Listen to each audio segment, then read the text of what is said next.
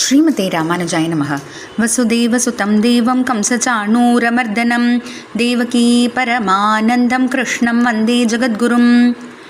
நாள்தோறும் பகவத்கீதையில் இப்போ நம்ம பார்த்துட்ருக்கிறது குணத்ரய விபாக யோகம்ன்ற 14வது அத்தியாயம். இதில் பகவான் இப்போ தான் ஒரு கடைசி 20வது ஸ்லோகத்தில் முக்குணங்களான சத்வம் ரஜஸ் தமஸ் இதை தாண்டவங்க தான் பகவானுடைய தன்மைகளை அடையிறாங்க. அது மட்டும் இல்லாமல் பிறப்பு இறப்பு மூப்பு துன்பம் அப்படின்றது எல்லாத்துலேருந்தும் விடுதலை அடைகிறாங்க அப்படின்றத சொன்னார். இப்போ அர்ஜுனனுக்கு அதிலிருந்து ஒரு சந்தேகம். அதாவது என்னென்னா, இந்த முக்குணங்களையும் தாண்டி அவங்களோட அடையாளங்கள் எப்படி இருக்கும் அப்படின்ட்டு அர்ஜுனனுக்கு சந்தேகம். இந்த கேள்வி அடுத்து 21வது ஸ்லோகத்தில் அர்ஜுனன் கேட்க, அதுக்கு பிறகு உண்டான ஸ்லோகங்களில் தான் பகவான் பதில் சொல்ல ஆரம்பிக்கிறாரு. இப்போ முதல்ல நம்ம அர்ஜுனனுடைய கேள்வியை பார்க்கலாம். அர்ஜுன உவாச்ச கைர்லிங்கை ஸ்திரீன் குணானேதான் அதீதோ பவதி பிரபோ கிமாச்சாரः கதம் சைதான் த்ரீன் குணானதி வர்த்ததே. பிரபோ அப்படின்ட்டு பகவானை அர்ஜுனன் கூப்பிடுறான். அந்த மாதிரி ஏன்னா ஒரு கேள்வி கேட்கணும் அப்படின்றதுக்கு முன்னாடி அதுக்கு உண்டான மரியாதை அதெல்லாம் கொடுத்தா, அது மட்டும் இல்லை, இதுக்கு முன்னாடி பகவான் தான் தன்னுடைய விஸ்வரூபத்தெல்லாம் காமிச்சு பிறகு பக்தி யோகம் அதுன்றதை பற்றி எல்லாத்தையும் சொன்னதுனால விளக்கி இது பண்ணதுனால பிரபோ அப்படின்னு சொல்லிட்டு அர்ஜுனன் அழைத்து ஏதான் த்ரீன் குணான், இந்த முக்குணங்களையும் அதீதக கைஹி லிங்கைஹி பவதி, இந்த முக்குணங்களையும் தாண்டிய ஒருத்தர் எந்தெந்த அடையாளங்களோடு இருப்பாங்க அப்படின்றது கேள்வி.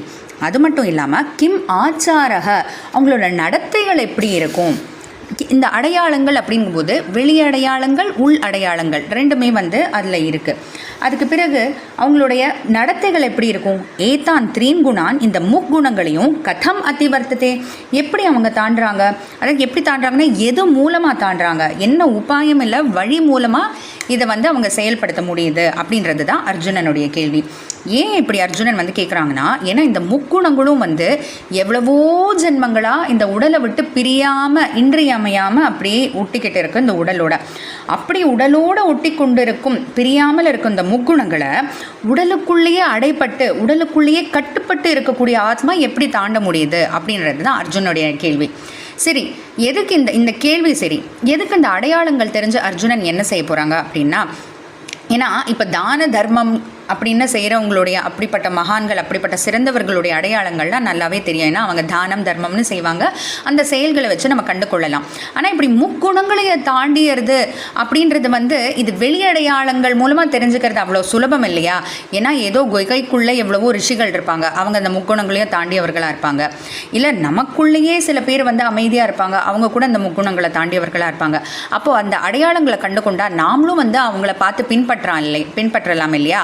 அதனால தான் அர்ஜுனனுக்கு இப்படி ஒரு கேள்வி வருது. அதனால தான் பகவான் கிட்ட இந்த 3 குணங்களையும் தாண்டியவர்கள் எந்தெந்த அடையாளங்களோடு காணப்படுறாங்க, அவங்க எப்படி இருப்பாங்க, அதாவது அவங்களோட நடத்தைகள் எப்படி இருக்கும், இந்த முக்குணங்களையும் எந்த வழி மூலமாக அவங்க தாண்டுறாங்க அப்படின்றது தெரிஞ்சுக்கணுன்றது தான் அர்ஜுனனுடைய கேள்வி.